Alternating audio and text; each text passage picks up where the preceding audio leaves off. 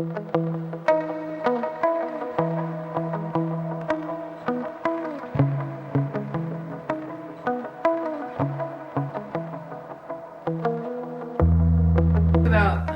metadata collection and the NSA spying on us.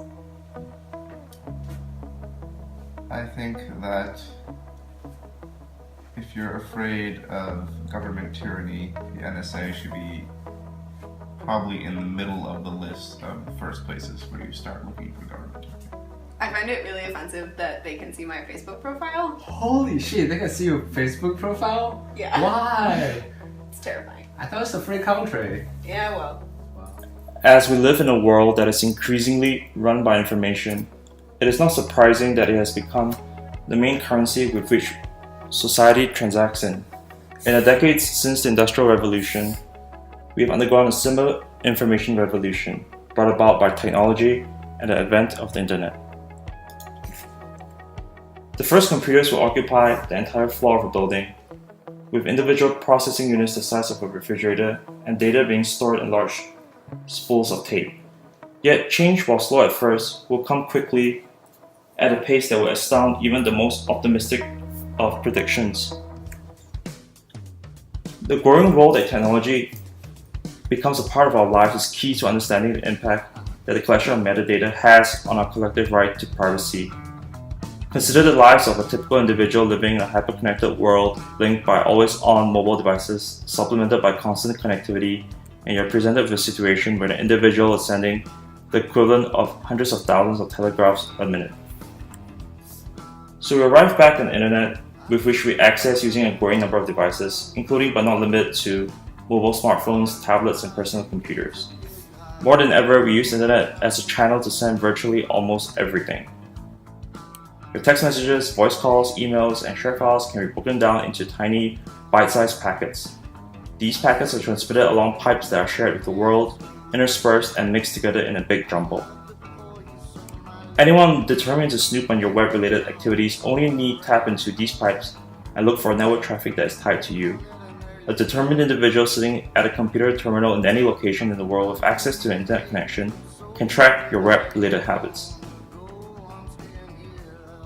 So what about metadata? Metadata, broadly speaking, is information related to information. A lot of people may be wondering, what use is metadata? Why is it such a topic of controversy, and why does it even matter? The problem with metadata is that it poses a threat to our privacy. We have a fundamental need to be secure and safe in our actions and possessions in today's society. With the rise of metadata and the growing ease with which it can be collected, as well as the potent and sensitive information that metadata can convey, this right to privacy can be easily infringed upon. The problem is, the Supreme Court has ruled that we are not protected against metadata collection in the Constitution.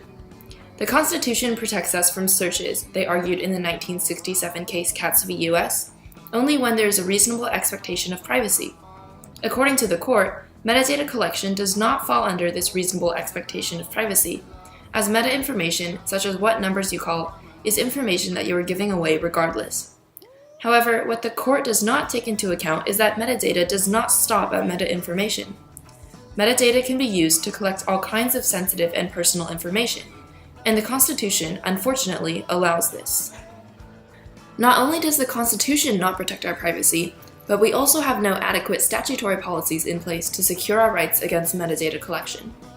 The overarching statute that Congress passed to regulate the government's collection of metadata is the Federal Intelligence Surveillance Act of 1978, or the FISA.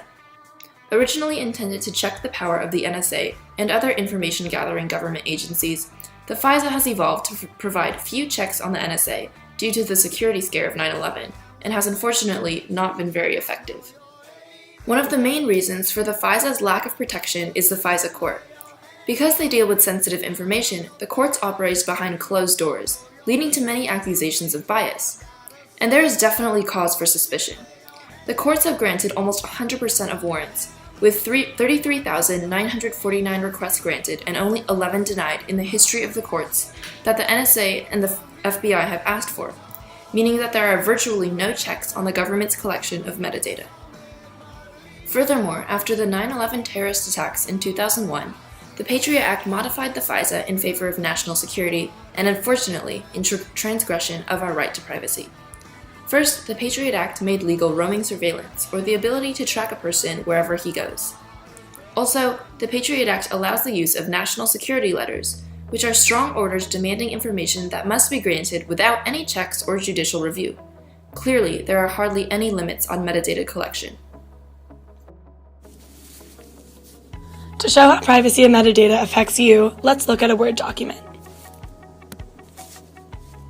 Most students know that Word saves metadata such as your name, the date created, the date last edited, the size of the document, and the word count.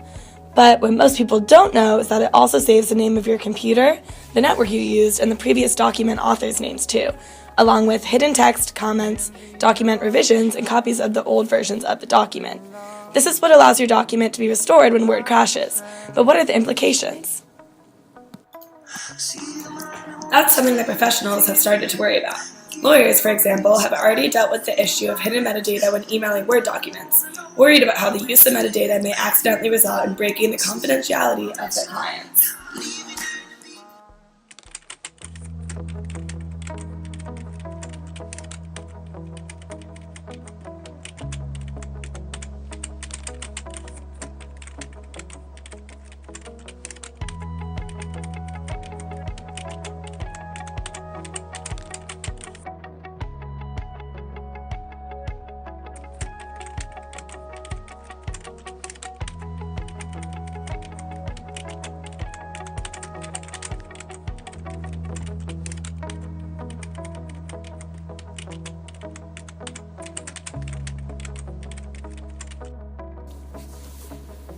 As the presence of metadata has become more known and more ways to remove it have been developed, the New York Bar Association has modified their policy, showing the impact that knowledge about metadata can have.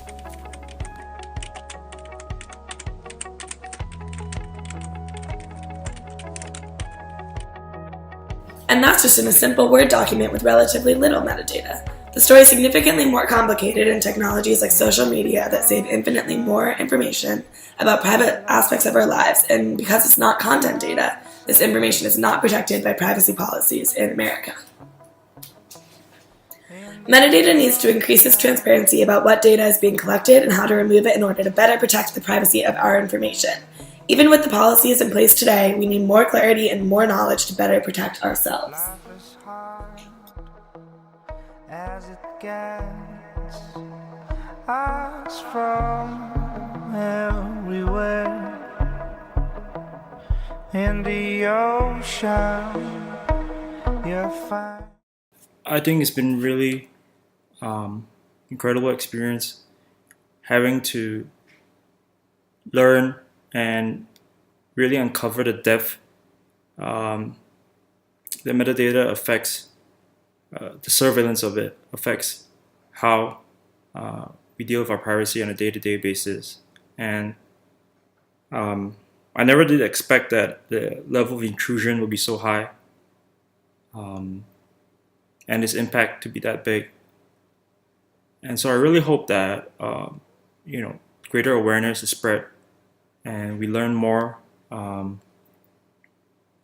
that we can combat any advances in metadata surveillance and collection, and make it a lot safer for us and future generations to be protective of their data. So I found this project regarding metadata collection very interesting because beforehand I knew some things about the NSA and the Constitution and what protections it has on our privacy. I hadn't really known much, but I did know some things. So when I was writing my part and doing my part in the video and the final paper, I found out more about that information, which I had previously known a little bit about. And so I thought it was interesting to kind of flesh out that prior knowledge that I had and really get into the statistics and the facts about metadata collection and how the NSA is regulated by the FISA and other things like that. But what I think I found was the most interesting was working with two other people in the group to learn about their perspectives and learn about what they were interested in and what they found out. I didn't really know what metadata was. I kind of just knew that the NSA was collecting a bunch of data on us. So it was interesting to learn from Kang about the nature of metadata and how it's come to be, and really what the nuances of it are. And then it was interesting to learn from Harley and reading Harley's part and talking with Harley about the ramifications of it and what stores metadata specifically. Like, I learned that a Word document alone can store metadata, and about the implications of other people getting metadata and how metadata can really lead to sensitive information being collected. So I think that overall I learned a lot about how metadata and privacy issues affect my life more in depth, and also with a broader scope of information that I know now. So I really think that was useful to me, and that I will take away from this class and apply to things I learn in the future. Hi, I'm Harley. Overall in this class, I thought it was an overall positive experience. I am an ISIS certificate, so I needed to take this class, but I thought it was a really good introduction to how information plays a role in how we communicate in sort of society at large. I thought it was really interesting just learning like what a bit was and things like that. And then I also thought I enjoyed how we discussed how a similar message can convey different information depending on a bunch of different things, like who you're talking to or what the words mean because of the context of the sentence, which I thought was super interesting and relevant to everyday life, kind of got you thinking. I also really enjoyed the gardens task. I'm a senior, so have been to the gardens many times, and I've never noticed those things in the ground. I also thought this project was a pretty good experience. Got to synthesize a lot of the information you learned. Our group was effective and really, really efficient, which was great. So people get busy. And yeah,